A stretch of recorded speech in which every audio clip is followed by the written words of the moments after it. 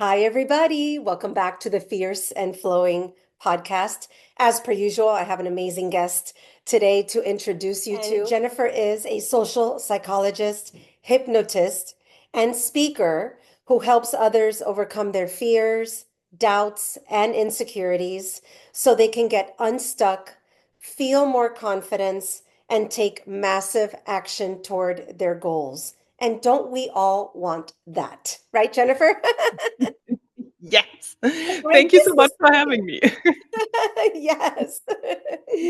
So I'm so happy that you're joining us. I want to dive into so much, especially the world of being a hypnotist, right? We'll get there because Mhm. I think it's just Okay. so fascinating, the mind and the subconscious and how individuals like you could get in there and help us tweak things. Uh-huh. And that's actually one of the misconceptions, but we're going to get there. Good. I love it. I love it. Let's address misconceptions. But as you know, on this podcast, we immediately dive into a conversation around fierceness, right? And Mhm. I developed this podcast really because I went through what I would call a fierce moment in my life, and I realized, my gosh, these fierce moments are not easy. They're hard, and they're here to awaken us. They're here to get us to our next level of who we need to be, how we need to show up for ourselves in the world. And I realized that I had so many wonderful, women in particular in my life who had so many fierce moments. And I'm like, that's it. I'm bringing this forward. So I'm excited to dive right in with you. And although I know that we go through many perhaps fierce moments in our life, I'd love for you Mhm. to share maybe one that kind of really sticks out for you. Yeah. So when you asked me about that, like you said, there's a few things that come to mind, but I think for me personally, the most fundamental moment that brought the biggest change in my life was when I moved from Germany to the US. And it started by me going on vacation with my then husband. We had never been to the US, so we were like, "Oh, let's go to Miami. It's going to be amazing." And it was. And on the way back to the airport, I was kind of sitting in the car, and if you guys can see me, I have like my hands under my chin and looking out the window and then, honey, wouldn't it be nice to live here one day? And then we got back to cold Germany and Yes. I actually applied for the green card lottery. I don't know if you actually know that the US government gives away, back then it was 55,000 green cards a year through Wow. a lottery. So you Okay. don't actually win the green card, but you win the opportunity to apply for a green card. Got it. So Okay. I Okay. played, I didn't win. And Okay. then a year later, I get a call from the agency that helped me with the application. And they were like, "So you want to play again?" And I was like, "You know what? It's like, it's a lot of money and I'm not going to win anyway. So just forget about it." And they were like, "Well, since we already have all your information, we can give you 50% off." And I was like, "Ooh, 50% off. Sign me That up." little angel tapping on your shoulder Yeah, going, pay exactly. attention. Exactly. So I was like, "Okay, whatever. We're going to do it one more time." And then I got an email a few months later, "Congratulations." I was like, "What?" Wow. And I completely freaked out because in my mind it was like, "We have to leave the country right now." And I was still studying. I hadn't finished my master's degree yet. Okay. My husband at the time was unemployed. We were living in my father's attic, so it was the perfect conditions. Wow. And then I found out, okay, it's actually a process. It takes a little bit longer, so we had some time. But the funny thing about it is when we got back from that vacation, I already had the feeling I will move to Miami. Right. And I Mm. started telling people about it. And I don't know if you can see it, it says Miami Yes. Beach. I got a tattoo. Oh my gosh. And people were either laughing or they felt very sorry for me. And I Right. always had the feeling, no, I have to stand up for this. As ridiculous as it sounds right now. And you have to understand, I grew up in a tiny little German town. We had 200 people population, three Wow. streets, lots of cows, no Yeah. grocery store. Okay. So the next Unbelievable. grocery store was a few miles down the road. So it was a totally out of the blue thing. And everybody was like, yeah, sure, Jennifer, right? Miami. But I Yeah, think so that like, was like the first time where I was really like, no, this is going to happen. I don't know how it's going to happen, but I got to make this work.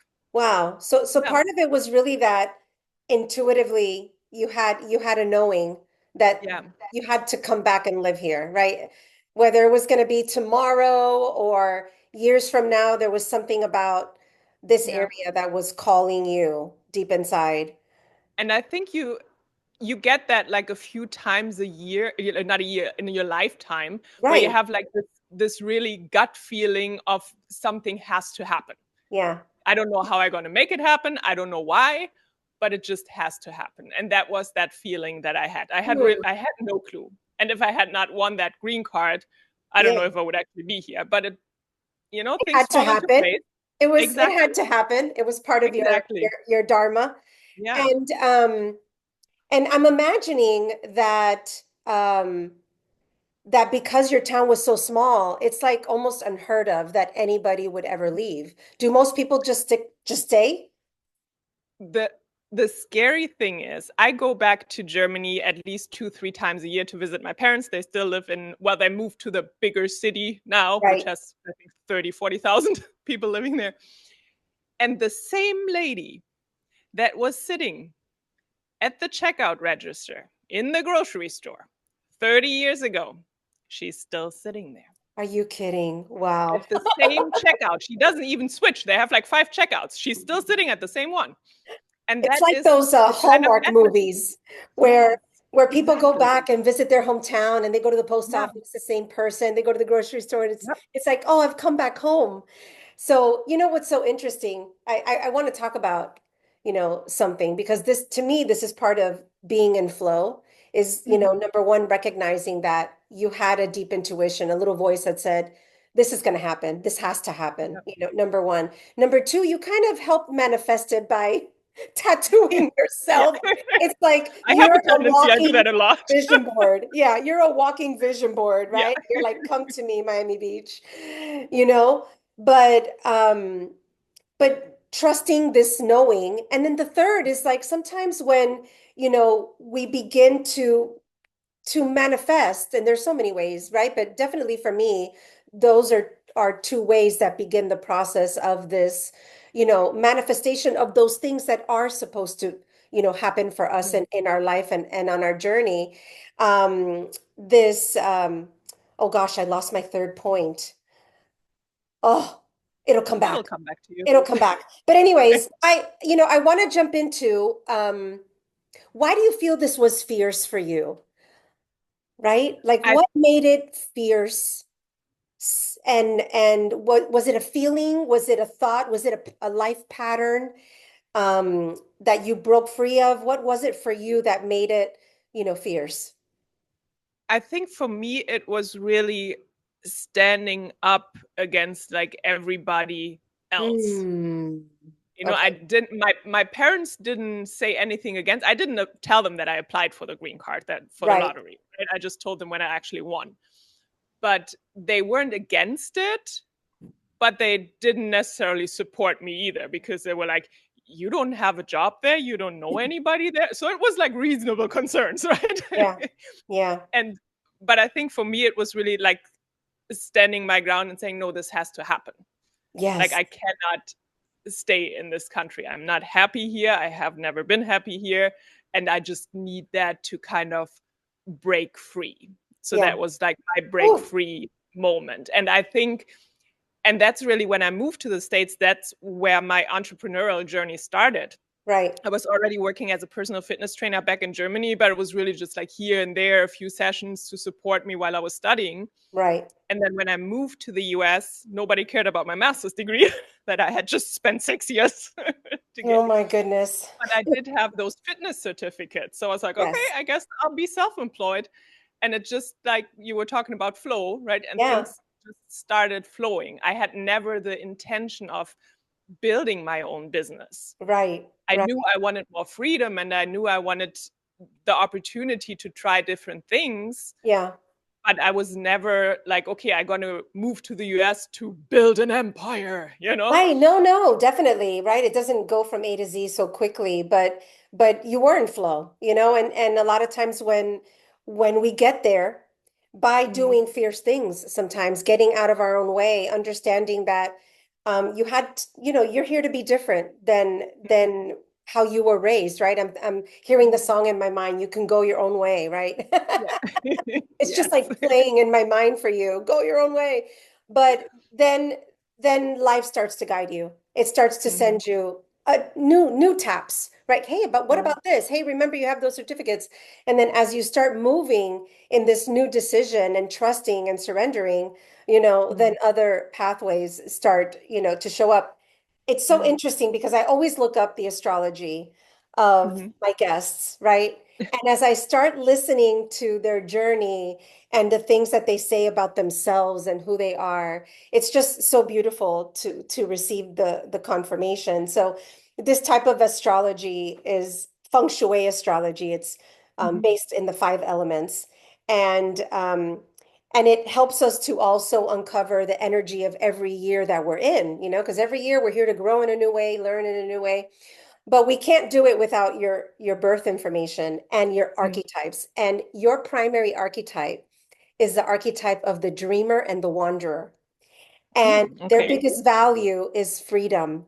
Freedom Mhm. and adventure and just, not being stuck, being able to explore, get up and go. For many Yeah. people, that looks like traveling, right? Like having Mhm. a job that is virtual that so that they can just, take off whenever they want and work from anywhere. And so I loved seeing that. And then your two other archetypes are both the what we call the warrior. And the Mhm. warrior has to go their own way. Like they have this deep mission and purpose that it's like you can't get in my way. I'm here. Sometimes we call it the athlete as well, which is so interesting because a lot of Mhm. individuals with this archetype end up in either athletics or nutrition or Mhm. fitness or bodybuilding. But yeah, you have this beautiful combination of creating freedom in your life, being able to make decisions and just go with it and lead, be your own leader, right? So entrepreneurship and small business ownership is definitely something um that you're here to do. So I love seeing that. Um so this journey, took you starting with fitness, and then Mhm. how were you introduced into the world of hypnotism and yeah, how did that start for you? Was it an interest? Was it another little tap? How did that happen? So back in Germany, I studied social psychology and educational science. So it was always like kind of an interest of me, and I always took the courses that are more mindset related and everything. Yeah. So I had a little bit of a background, but the initial push towards NLP, I'm an NLP practitioner as well, and hypnosis was I wanted to help my fitness people better because you Mhm. sometimes have people you give an amazing workout routine, if I may say so myself, Yes. and nutrition guidelines, and they're just running with it and they're killing it. And then you have others who keep falling into old patterns. Mm. And I got to a point where I was like, I can't help you. I don't know what to do with you, you know? And I was like, okay, there has to be a way. I have to be able to help those people better. And that's where I got more into the mindset work. Mm. And hypnosis has always helped me a lot in my personal journey, in my professional journey. And then I decided, okay, let me actually become a hypnotist. Okay. Maybe it's not as hard as I think it is. And turns out it's not. It's actually pretty simple. And yeah, and that's basically how I got into it. And then I decided, you know what, there has to be so many other areas that I can help people with hypnosis with. So I Yeah. kind of branched out, and additionally I was working with everything from nail biting, sleep issues, seasickness, everything that you can imagine. So whatever people needed help with, they came to me. And then it just so happened that I had a lot more entrepreneurs find me. So I started working more with fear of failure, fear of rejection, Hmm. imposter syndrome, perfectionism, stress management. So really all the things that we're all dealing with on a daily basis. Right. And for some people, it's just so severe that it really holds them back in their business, that they're not Yeah. able to take the next step, or that they keep self sabotaging in Hmm. different ways. So that's basically where I'm at now and where I kind of specialize in, if you will. Love it. And I think it's so needed. I know as an entrepreneur, I go through that all the time. Yeah. And Same I'm a here. coach. I help others break through Yeah. as well. But it's hard to do it for yourself, right? You do need that support from others. Like, Mhm. we always say coaches need coaches. Um, Definitely. and I'm wondering today, right? Because the state of the Mhm. world is in, I would like to say, such turmoil Yeah. in many, many ways. The workforce is in turmoil. Even for entrepreneurs who own their own businesses, it's probably getting a little bit scary as well. Mhm. Home ownership is getting scary, Mhm. So there's a lot of bigger global issues that we're all dealing with today. I'm wondering if you're noticing any specific patterns more than others or issues more than others that some of these entrepreneurs are coming to you for. And Mhm. is it more women versus men, or Mhm. just curious to see like what's showing up right now with all of these changes that we're going through. Yeah. So I primarily work with women anyway, Hmm. so sometimes I'll have a man sneak in, but usually I work with women. I always had clients come with a lot of anxiety, but I have the feeling over the last year, particularly here in the US, it's a lot more existential anxiety. It's Mm. like I have the feeling this is all going downhill. Wow. Like, what happens if I lose my business? What happens if I lose my job? What happens? What happens? Right? Mm. And I think it's totally warranted, the state of everything that's going on right now. So it's a legitimate concern. The problem with those things is if we focus on that anxiety, Hmm. if we focus on something that is outside of our control, Yes. we just drive ourselves crazy. Yeah. And then it becomes this self-fulfilling prophecy. It's the never-ending cycle that takes Yeah. us to Yeah. where we didn't want to Yeah. go. Exactly. So what I always tell my clients is focus on the things that you do control, Mm. what that you Yeah. have control over. You have control over your emotions to a certain degree. You have Yes. control over the way you think about things. Hmm. And then create your little bubble of freedom Yeah. and focus on what positive you can bring to the world right now in the Yeah. state that we're in, Hmm. and take it from there. Because if you only focus on the things that you can't control anyway, Yeah. it's You're not going so to help right. you. It's not Because going to I, help I anybody find else. that when you're dealing with existentialism, some people could get so stuck that they literally are just not moving. Yep. Wake up and they'll be like, I have no idea what I'm going to do today. So it's really about, what is within my control? What's the first action, small action I can take today Yep. just to get moving? And that's really what it's all about. It's about those small action Hmm. steps. That Hmm. there's not like major shifts that have to happen from one day to the Right. next, Right. but you just have to make sure that you're able to keep moving forward. Right.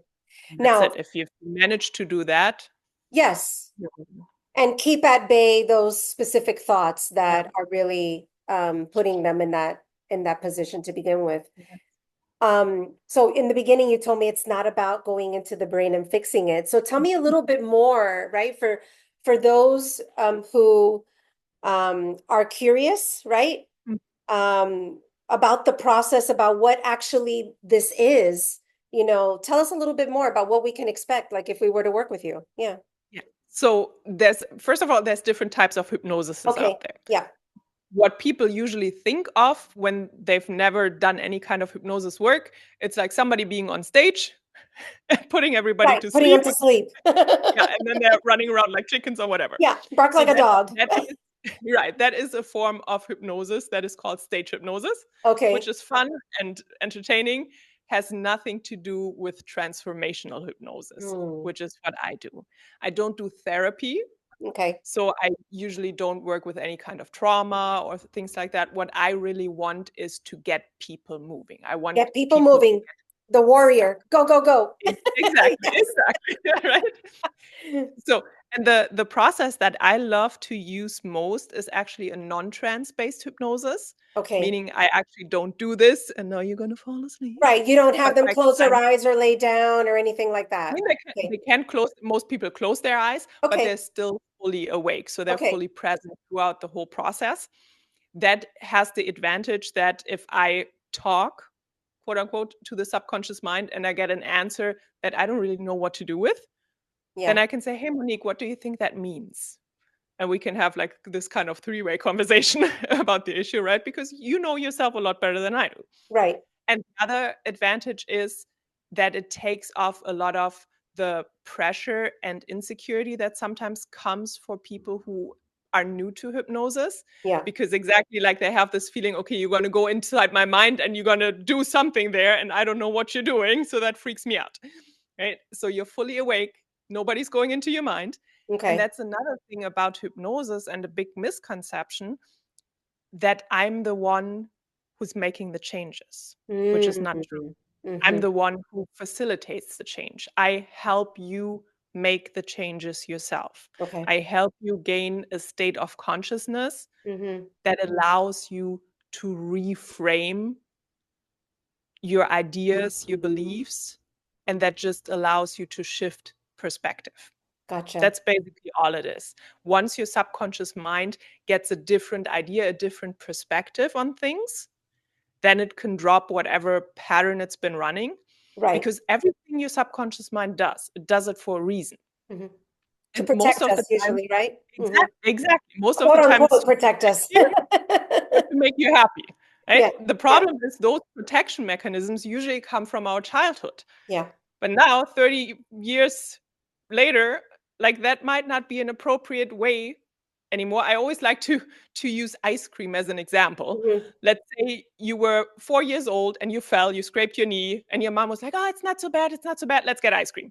Right. In that moment, your subconscious mind learned, "Ooh, ice cream fixes all my problems." Right. 30 years later, you're $15,000 in debt with the IRS. Ice cream's not going to fix it, but you're still trying, right? Exactly. You're And trying that, and probably gaining weight, and you're gonna need to fix that as exactly. And well. you're creating a whole lot more problems in the process, right?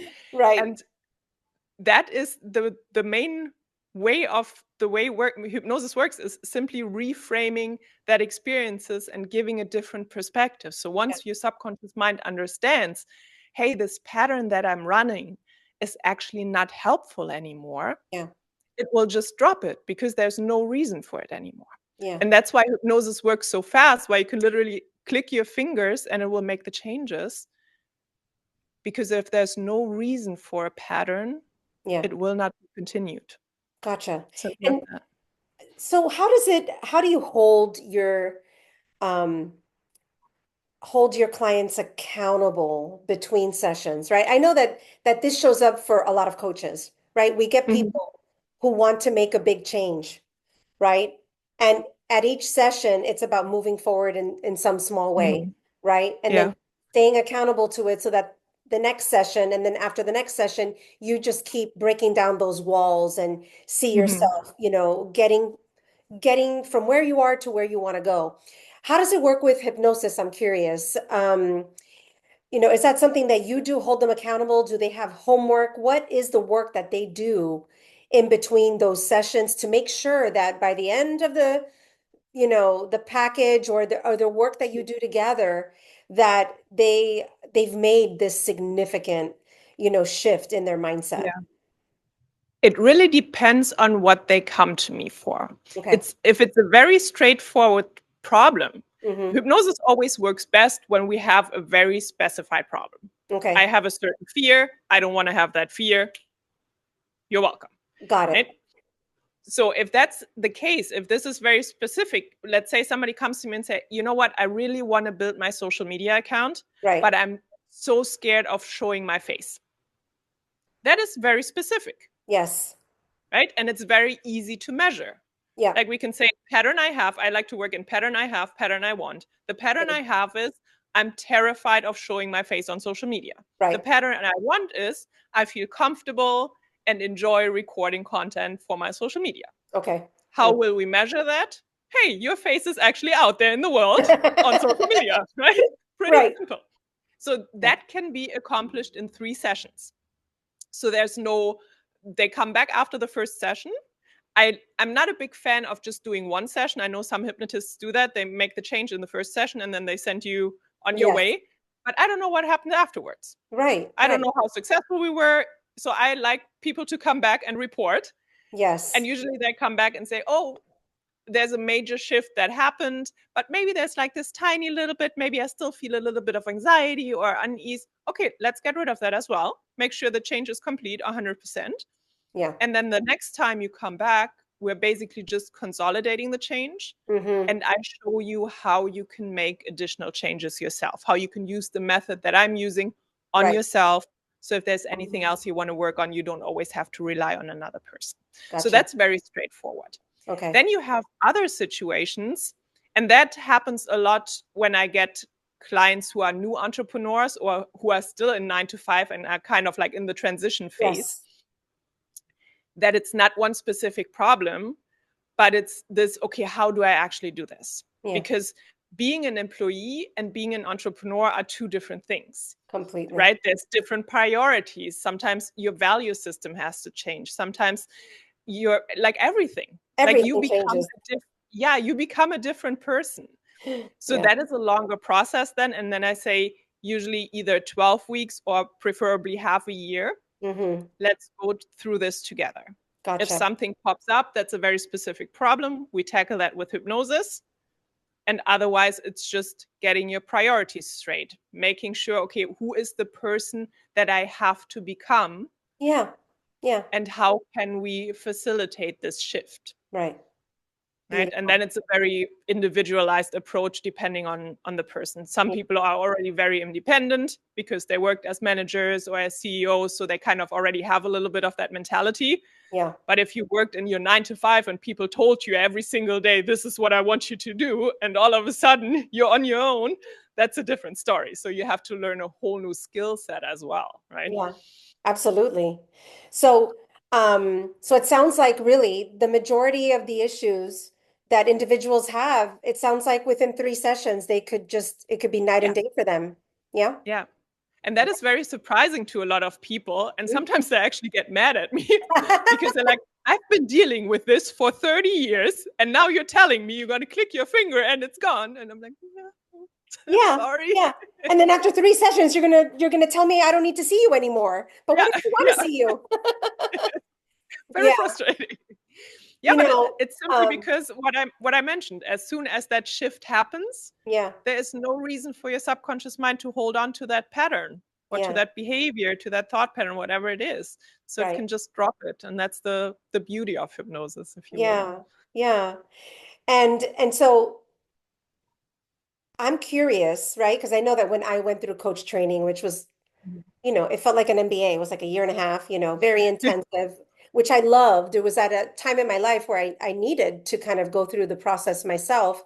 But when you become, a certified coach Mhm. in some programs, you actually do all of the work yourself, right? You go through Yeah. all of the skills. And was that the same for you? And I'm wondering, you know, have you given yourself hypnosis? Do you give yourself hypnosis? And maybe, what was that process like getting certified? And were you able to heal some things through that process? So I have 2 different hypnosis certificates, one from the UK, one from Canada. And the one from the UK, we actually went through the process ourselves. Our mentor, Tim Box, he was like, okay, I want you to come with one specific problem, Yeah. and we're going to go through this whole thing. We go step by step. You're going to learn how to do it for yourself, and then you're going to learn how to teach it to other people and Mm, facilitate it in other people. And I beautiful. think that's a very important process because you have to know what's going on. Yeah. And it's always nice to see it from the outside, but if you understand what's actually happening on the inside and how it feels and everything that comes with it, all the emotions, because for a lot of people it's a very emotional process, Yeah. simply because usually when they come to a hypnotist, they have been dealing with this for a long, long time. Sure. It's not that you have a problem and you're like, ooh, first the person that I think of who can help me is a hypnotist, Right. right? That usually doesn't happen. You go Mm-mm. like the traditional routes, maybe you go to therapy, or maybe you go to a counselor, or you go to coaches or whatever. And then if nothing works, then you're like, might as well try Yeah. hypnosis. Yeah. I Right? have no other choice. Yes. Yeah, exactly. So I think that's why it's so important that we as hypnotists go through that process. And I still use self hypnosis on a regular basis for Mm-hmm. myself. Every time, currently, it's more for clarity. Every time I'm not exactly sure which direction I should go, be it in my business and my personal life. There has been a lot of changes for my husband and I over the past 2.5 years, I want to say, Yeah. where there was just a lot of uncertainty of where we're going to live, what we're going to be doing. So I use self hypnosis to kind of align with my inner values again, and with my Right. inner self, and find out, okay, what is it that I actually want? Because if Right. the world gets very chaotic and everybody tells you different things, sometimes you lose yourself. Yeah. And then it's important to know how you can get back to that. Yeah. Does your husband do hypnosis? Does he let you? He's very resistant to it.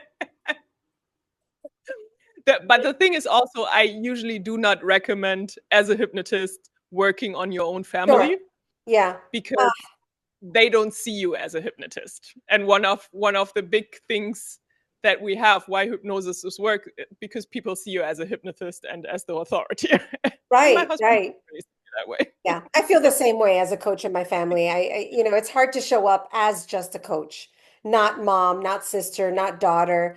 It's just a whole other level of emotions, Yes. and judgment too. We have our, Yeah, of preconceived course. ideas of who they are and who they should be, and Mm, that can definitely blur the lines sometimes. So yeah.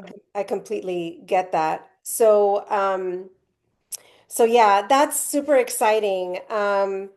And I'm thinking, my God, this is such a valuable tool. Like everybody should do it. Honestly, I also Mm, believe everybody should have a coach like all the time, because life is just I agree. difficult, and Yeah. having an individual who can really just sit there and listen, but also help you to Mm. see the things you don't see, hear the things you don't hear, and get you to reflect in a new way, and shift your mindset. I I think think it's that's very actually one valuable. of the most valuable parts of any kind of coaching. Yeah, Simply having that other set of eyes on it and seeing it from a different perspective, and then realizing, oh, there's a different way, because we're right. also stuck in, because we see world, from our filters. Yeah, And there's no, well, there is ways to step out of that, but it's difficult. So, and if you just have somebody to help you and say, hey, have you ever considered, and then sometimes you see like this light bulb melt. No. right. Right. No, Yeah, never. I've been stuck in this one, you know, exactly. frame of Yeah. mind and not able to see anything outside of that. Yeah. Yeah, so that's super helpful. I'm wondering if you have any fun success stories or funny stories of like clients that came to you for, something out of the ordinary, or even just, um a success story for like I would say, a woman entrepreneur who maybe was stuck in the corporate world and really wanted to make the shift and was able to do so, you know, afterward. We have so many of those, I know, in our community, right? You and I are in a Mm, networking group together, and it comes up all the time. I'm here, I'm in corporate, I really want to just start doing my own thing. I have this passion, but making the leap is so difficult. But mm. any success stories you have to share, I'd love to hear. I actually have quite a few. Like one of my favorite ones is, and I don't know if she gets tired of me mentioning her at every podcast, but I just love that story, because she came to me. She's an astrologer, Okay. and Yes. she's from New York. Does it on the side right now. It's not her full-time gig, but she had this thing that I mentioned earlier. She really wanted to be more on social media and just share her knowledge through her Yes. blog, through her website. And she came to me and she was like, Jen, I'm so terrified that I can't even record myself, even if I don't post it. Wow. Like I can't hit that record button because I get so nervous and I just freeze and I don't know what to say. Wow. And I want to bring this knowledge to the world because I know I have something that I want to share with the world and it would be very valuable, but this Yeah. is holding me back. So we did the work. And then the first ever video she recorded was a 10-minute testimonial for me, which Wow. was so incredible. And I had to cut it down. I felt so bad because I had to Yeah. cut it down to put on my website, right? So I had to make it like a You 2-minute couldn't thing or stop so. her. You couldn't get her off camera. Yeah, but it was so amazing. And then just seeing her transformation, because I follow her on social media, and she is out there every day. She's either live or she's posting something, and it's like consistently every single day. And you could see how much better, because the testimonial was still a little bit shy and everything, right? But Right. now you can see her progression and like how much more confident she is and how much better everything flows. And those are just things that make me like a proud coach moment where you're like, this is Absolutely. awesome. Absolutely. I think that's one of, I don't know if it's still the number one Fear of fear, public. fear of Yes. public speaking. But, you know, Mm. I think That's that another one that's very nice to see when because I have quite a few people come to me for fear of public speaking who actually, because not for anything, if you're out there on stage, yeah, that's one of the best ways to sell, right? To just, absolutely. yeah, have people know you. And Like if you want to experience sell you. your yes. Yeah. And so I have a lot of people come to me for fear of public speaking, and then it's just very nice when they invite me. Hey, they're like, "Oh, I've been invited to talk at this event or whatever. Do you want to come?" And then I sit in the audience and I can actually see them light up and not have that total horror in their eyes. Right? Right, right, That's always exactly. just very, very nice experiences Oh, that I that's really love. amazing. That's a great story, Jennifer. So, one of my theories is that when we are able to, step into our fierceness, make these fierce, decisions in our life, whether, and some of these fierce moments for people are really small, right? Similar Mm-hmm. to kind of what your clients come to you for, right? I just know that I need to stop smoking because I came from a family of smokers and I just feel like it's blocking me, blocking Yeah. everything in my life, and I won't be able to move forward and be myself. And then others move across the country, start a whole new life, Mm-hmm.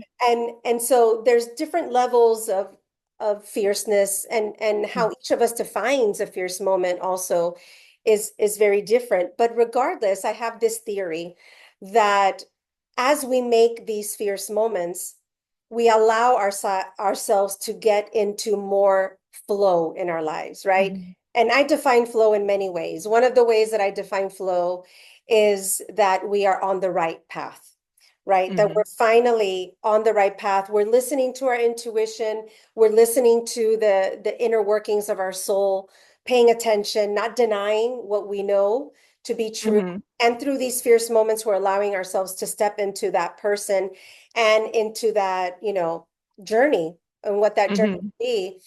And other parts of that flow are being able to prioritize our life, find balance. I know that balance is one of those things that people say, you can't have it. And yeah, Mm-hmm. again, sure, our lives are not perfect. They're not going to be in perfect little squares or perfect little triangles. But I do believe that when we're aligned, that when we have our priorities, we're understanding what creates meaning and satisfaction and Mm-hmm. fulfillment and success for us, that we are able to find that balance in the moment without, Mm-hmm. upending our life. And so I'm wondering for you, did this fierce moment in your perspective bring some sort of flow into your life, number one? And number two, what does flow mean to you, and how do you find it and tap into Yeah. it daily? So you mentioned the word balance, Yeah. right? I For me personally, I always find when we're talking about balance, people are always looking from the outside. They're like, "Oh, do you have a balanced work-life balance? Do you spend enough time with your children? Do you spend enough time at work? Things like that." For me personally, balance means, do I feel balanced inside? Mm. That means there can be phases in my life where I work 14, 16 hours a day, but I still feel balanced. because this is exactly what I want right now from my life in this moment. Right. And there can be periods where I almost don't work at all. Like the past 2.5 years, my brother-in-law passed away tragically 2.5 years ago. So I kind of brought back my business to the bare minimum. It was bare bones, just Right. that I made enough money to sustain us, because I retired my husband 3 years ago. So I'm the sole breadwinner. I don't know about that, but yeah. Hold up those torches behind you. Yes, girl. Yes, yes. But that was a point where I was like, okay, to find that inner balance again, I have to forget about my business right now and just focus on our relationship and focus on my husband. Yeah. So Finding it that wasn't stability and balanced. that groundedness again. Exactly. So it Yeah. wasn't balance on the outside, but it was about finding balance on the inside. And I Yes. think that also is kind of what defines flow for me. Like, Mm. how does it feel? Right? Yes. Be- Yes. There Because is a if feel it to doesn't, flow. exactly, yeah, Do I feel good? yeah. Do I feel satisfied? Hmm. Do I feel like I'm okay just sitting here and enjoying, the birds chirping outside and not have to, rush to do Yeah, something because if I don't do it, I won't be exactly. achieving. I won't And be, it's yes, interesting that we're talking about this right now, because I was just talking, because coaches need coaches, right? So I yes, was talking to one of my coaches the other day, because we got back to Miami from traveling. So when all of this happened, I took my husband to go traveling, because that is always what, makes him happy and gets him out of things. So basically for 2 years, we were just traveling the world, right? We were in Asia and we were everywhere, and love it it. helped him a lot. So, and then when we got back to Miami, I was like, okay, I need to focus on my business again, because I need to make more money. Right. Like, if we want to have our own apartment again, because we didn't have our own apartment for 3 years because we were traveling, right? So I came to that point where I said, okay, I want to work more in my business again. I want to do speaking engagements again. I want to do workshops. I want to do seminars, because I missed that, Yeah. right?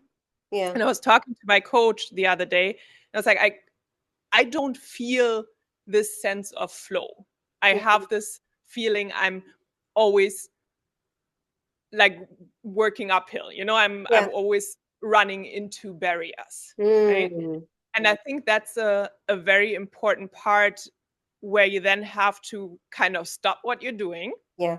because we tend to get into like this rat race of doing everything and doing everything. Yeah. And it's like, okay, but if it doesn't feel aligned, then Yeah. you have to stop and you have to take a step back and see, okay, what of all those things that you're doing right now actually does feel good? Right. What brings you joy? Or Absolutely. are there some things that you're doing just because you have the feeling you have to make money, Yeah.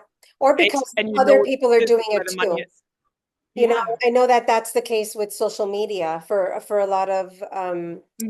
entrepreneurs, Yeah. the only way I can be successful is if I am on social media, or if I do the following on social media, or if I do a podcast. Mm. And again, yes and no, right? We have to Mm. find what's the right path of joy for Yeah. us. And Yeah. that's a great way of looking at it. How does it feel, right? How do Yeah. I feel? Exactly. Amazing. Thank you for sharing that. And Welcome. let's talk a little bit about your speaking. So, for two reasons. I think that a lot of the women who watch this podcast want to get into speaking themselves Mhm. and probably have a fear around it, Yeah. And I'm sure there's some great tips you can provide them. But talk to us about like when you go speak or when you do a workshop, like what do you love to address? What do you love to bring? What are you sharing when you have these engagements? So it depends a little bit of what I'm booked for, right? Okay, I okay, do some workshops myself. I have a self hypnosis workshop, which okay. is a full day, 8 hour thing, where I basically teach my participants the exact same hypnosis method that I use in one on one coaching. So we're Beautiful. going through the same process. You won't be able to teach it to other people afterwards, but you can use it for yourself and make changes for yourself. So Amazing. that's one that I'm very passionate about, because hypnosis has changed a lot in my life and I Right. use it on a daily basis almost with my clients. And I just enjoy teaching it to other people and kind Okay. of bringing more awareness to it. I do a lot of confidence work. Like you said, when we're talking about fear of public speaking, fear of failure, it all comes back to self-worth, Mm, confidence, self-love. So those are a lot of topics that I speak about and that I'm very passionate about, because this is my second business that I'm on, right? So I started with a personal fitness training, and I encountered a lot of those fears and imposter syndrome and everything yeah, myself in my first business. And I know how much it held me back at the beginning. So yeah, if I can help other women yeah. get to their goals a little bit faster by quieting that mind, Yes, then it's just a win-win, I think. absolutely. I think that's probably for me the biggest strategy is pausing and Mhm. quieting the mind. I think Yeah. that it calms the nervous system Hmm. and it takes us out of that rat race mentality that I'm running out of time, you know, Yeah. and we can really, really allow from that quiet space for the answers to reveal themselves, right? And Um, this thing of running out of time, I'm sorry, I didn't want to yeah. interrupt you, but Mhm.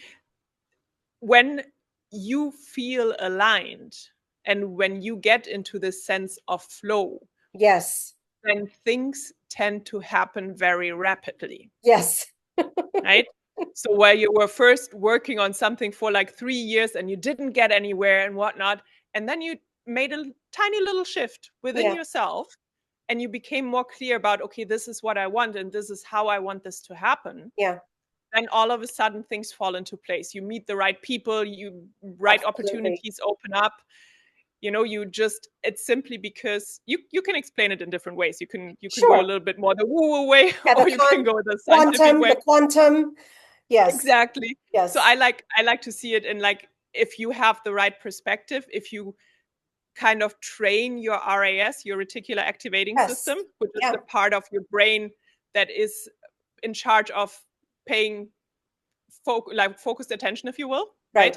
right? Mm-hmm. To things. So if you train it in a right way, then all of a sudden you're able to see opportunities Yeah. that you didn't see before. They were always there, the doors were always open, but Absolutely. you didn't see them. And that's when things tend to happen faster than you could have ever imagined. Beautiful. And I think too, for a lot of the women entrepreneurs that I work with, knowing ourselves really well, understanding, you know, who we are, what we love, what we really desire, the impact we want to make, is part of it. And then the second thing is when we get quiet and answers are revealed, that we actually trust them and pay attention to them.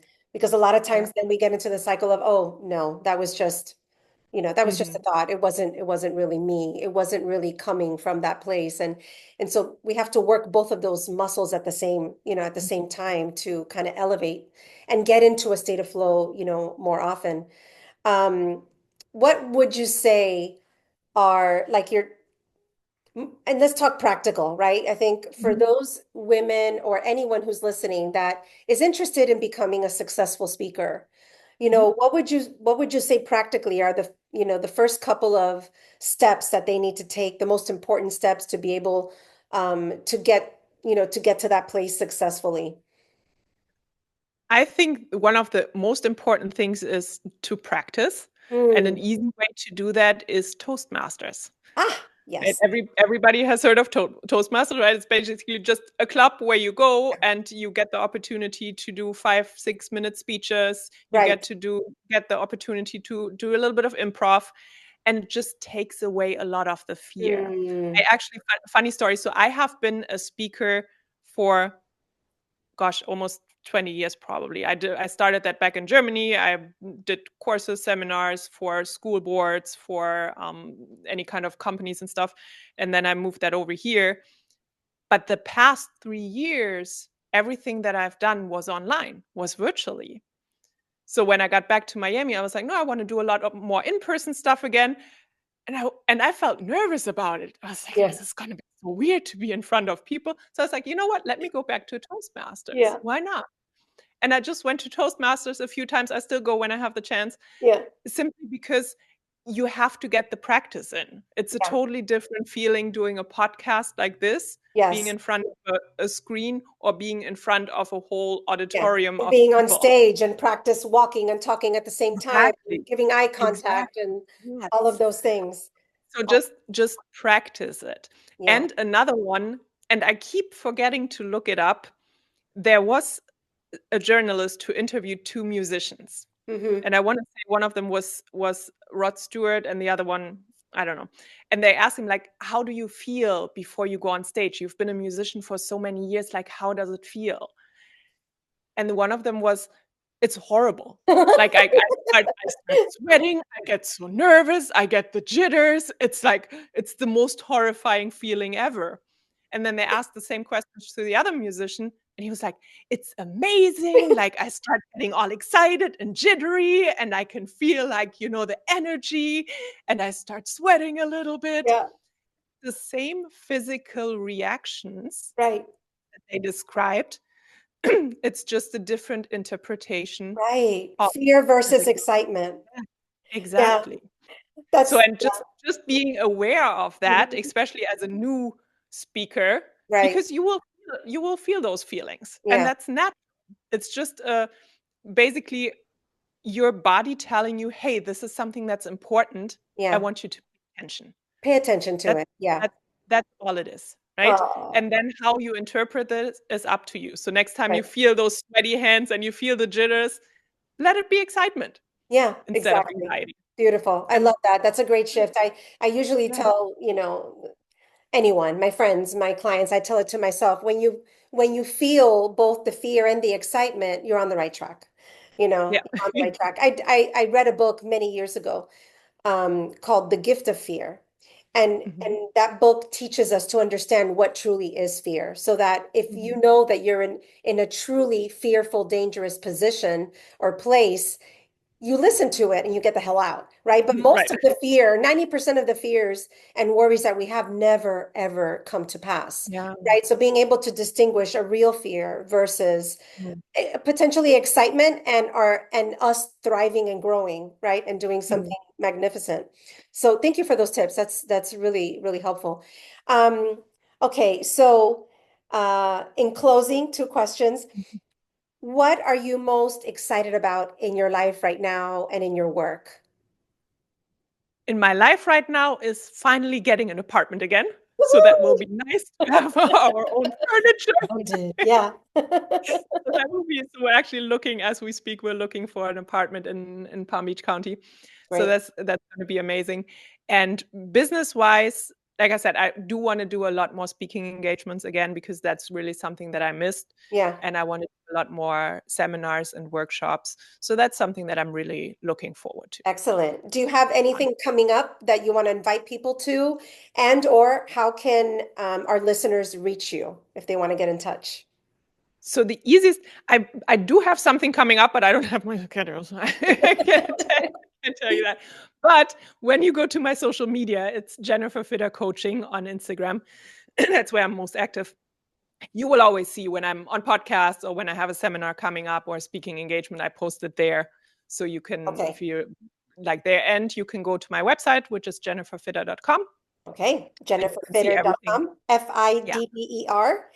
Yes, And correct. Jennifer with two N's. For those of you who are Yes, two listening, N, one F. okay, 2N, 1F, and we're going to put that in the show notes. I'll put those links in there. Yeah. And I have to close by having you share perhaps some of your tattoos, because for those of you who are not witnessing Jennifer, she has beautiful tattoos up and down her arms. Those of you watching on YouTube, and I invite you to watch us on YouTube, check it out. But tell us about what's special. Are there any fun stories to your tattoos other than Miami Beach, which we know you Right. manifested? It's funny because I always get that question, like, what do your tattoos mean? And the reality is, most of them don't really mean anything other than they make me happy when I look in the mirror. I'm a big Tim Burton fan, so I will have some like Nightmare Before Christmas and Alice in Wonderland stuff. Oh my gosh. I have a Dali clock from Salvador Dali. I Wow. have two tattoos that actually mean, well, three tattoos that mean something. One of them is the Miami Beach tattoo. The other one is a little dragon here, Okay. which I found when I was 16. And I went to my dad and I was like, Dad, can I have a tattoo? And my dad was like, Jennifer, when you're 18, you can do whatever you want. So I turned 18 the next day. I got this I didn't really want it anymore. It was just like a principle thing, right? I was like, so this was my first tattoo. I was like, you said when I'm 18, I can do Determined. You whatever. are determined. Yeah. Yes. And then I have on my left rib, which is a little bit hard to show right now, a tattoo of one of the logos of my favorite band and a song title that's called That Ain't Livin'. Oh, And they basically came out, so that's a little bit longer story, but like to make it short, they came out with that song a few years ago when my husband and I had the idea of moving to Germany and kind of making that our hub for our travels, because it's so much easier to get to Europe from yeah. Germany, right? And when I moved there, I was running my successful business. I was doing everything online, everything was fine. But every single person that I talked to in Germany was like, oh, you could get like an office job and then just, you have the security and then you can do the business on the side. And I was like, why? Why would I even? And then came the point where my mind said, oh, maybe that's a good idea. Oh boy. Yeah. And that exact same day, they put that song out, and it basically talks about how you're going to your 9 to 5 and you hate your life and you're coming back home and nothing is meaningful. And I was like, thank you. And that catapulted That me was right back the out of other it. angel tapping on your shoulder Yeah. again. So, Yeah. and that was, Listen, so I got that as a tattoo as a reminder. It's like, no, Jennifer, it's not a no, good idea. Jennifer. Yeah, you're honoring your dreamer and wanderer Yeah. archetype. I love it. Jennifer, thank you. Thank you for sharing your story, your fierce story, for inspiring all of us. I know many people out there are going to be like, I want to do that. I want to pick up and move, and you know, and now you know that if you have an issue with that dream, you come see Jennifer for some hypnosis, or go to one of her workshops where you can learn to do it for yourself. I'm actually interested in that. I want to Yeah. learn your process. That would be a lot Let's of do fun. it. Yeah, let's do it. Let's put together a workshop. So, Yeah.